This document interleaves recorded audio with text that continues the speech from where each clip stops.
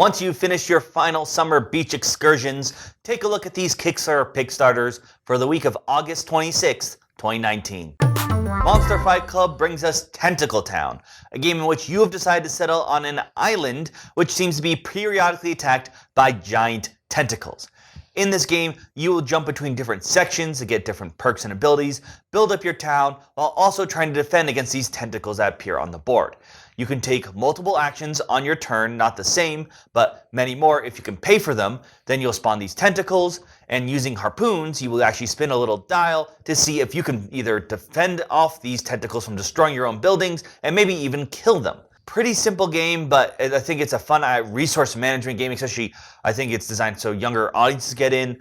Fighting a tentacle is a simple spinner, so it's nothing too complicated there.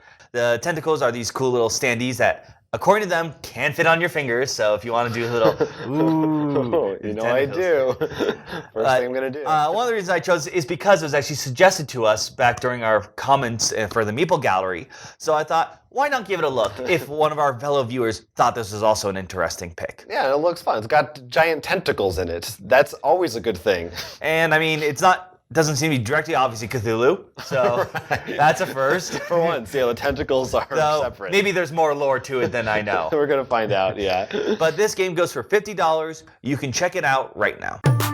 If you're tired of Tentacle Town, you can sail on over to Merchant's Cove, which is our next pick from Final Frontier Games. Now this is an interesting one. It's a game all about a marketplace on Merchant's Cove, and there are a series of boats, and as the game goes on, customers are going to be filling these boats, and the boats will be going to different ports, and you're trying to make the most money, dealing with the changing prices in the market. What really makes this one stand out is that it is asymmetrical. So every player has a unique character and they have a unique type of resource that they are trying to sell. So one player is an alchemist and they're trying to get ingredients for potions and put those together. One player is the captain of a ship, so there's a whole section of the board where you're sailing around with your own little ship minis. One player is a blacksmith and they have dice, so they actually have their own dice building and dice management game. Then there's another player who they refer to as a chronomancer, I believe.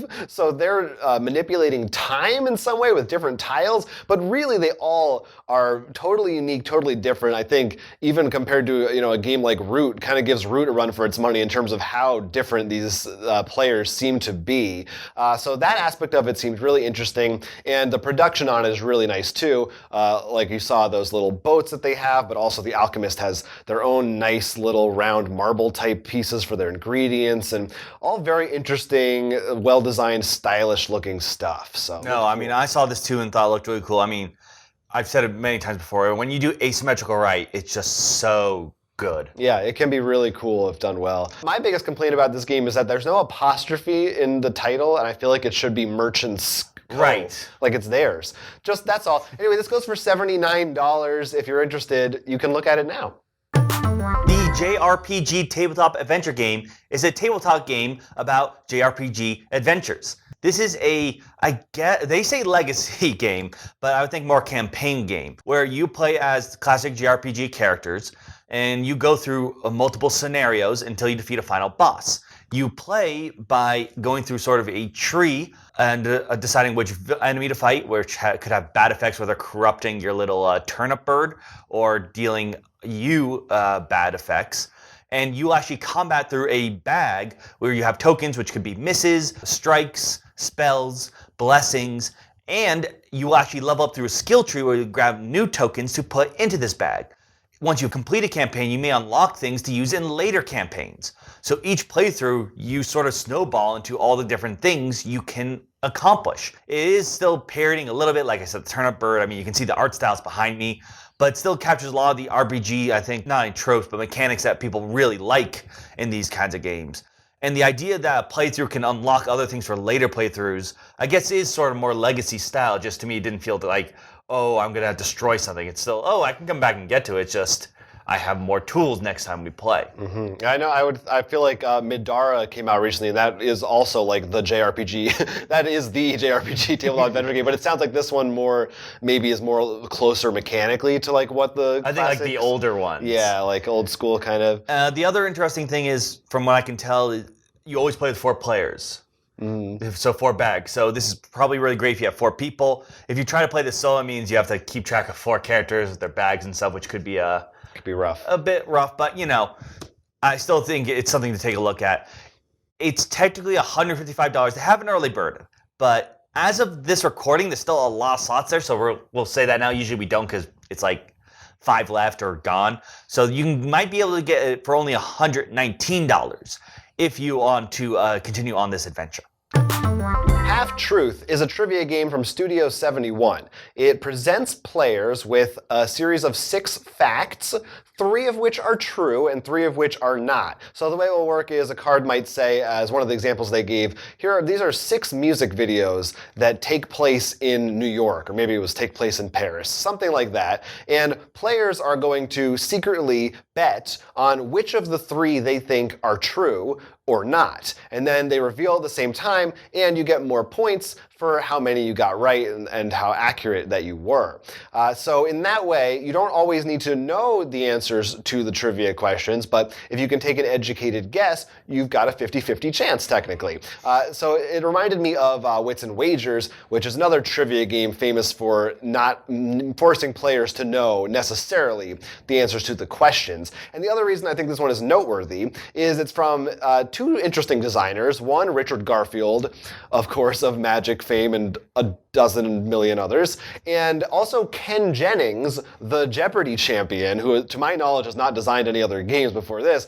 They're working together on a trivia game, so I think that's pretty cool that there's going to be some, brainy, cerebral stuff in there, but also it sounds like it's a good fit for a casual party night. For stupid people like me. Yeah, they know how to dumb it down for us. So if that sounds like your cup of tea, you want an interesting new trivia game, check out Half-Truth. It's only $30. We're ending this roundup with Eldritch Century, a RPG based on the 5e rules. The world that this places is an alternate Earth, which the current time is around the 1980s, but in the 1919, I believe it was, around that time, there actually was a strange miasma that appeared. This during the Great War, and sort of ended the war because everyone's like, what in the world is this? Because no matter what went in, nothing came back. And then, soon after the war and peace was declared, a bunch of rare artifacts starting to be discovered, which of course sort of shook up the peace because everyone's like trying to grasp for power. Now, different factions have appeared, and you are now playing in the current time, as I said, the 1980s, with strange creatures in the miasma now growing, taking over more and more of Europe, I believe is where it started. So you will have to fight back for your faction and get different skills. It just sounded like a much more interesting twist to me on what we know. It reminded me a little bit of Tales of Loop, but that going a bit more farther back, and we're seeing more of the consequences over a longer period of time. And the faction sounded really interesting, and the monster is really cool.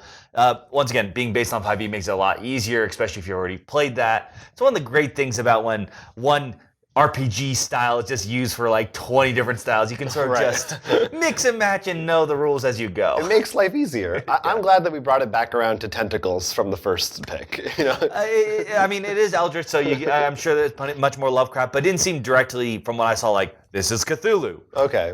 It seemed a bit more, I guess, more Eldritch in the sort of ancient, weird creatures, so that the Lovecraftian in the style, not in the direct reference. Okay. So, cool. Once again, this, especially with an RPG, you could make it that way. Yeah. The first digital tier is about $20. First physical at $60. There's a bunch of weird tiers, so get what you want, what works best for you, and let us know if you are thinking of starting a campaign in Eldritch Century. Those are our picks for this week. Another quick one I just want to mention is the Epic card game is out with a bunch of expansions. This is a short thing, but if you're into like cube or drafting with Magic, this is great because the whole game's sort of designed to just do that without dealing with the packs. And I think this comes actually with 2 player sets this time around.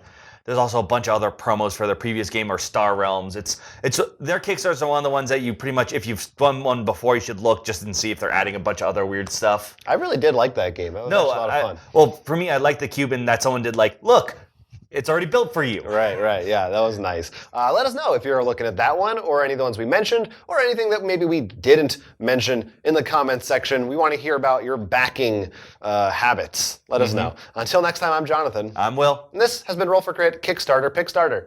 We want you to like and subscribe, and if you have the chance, take a look at our Patreon. Stay tuned to our channel for tons more tabletop gaming content. You don't want to miss it.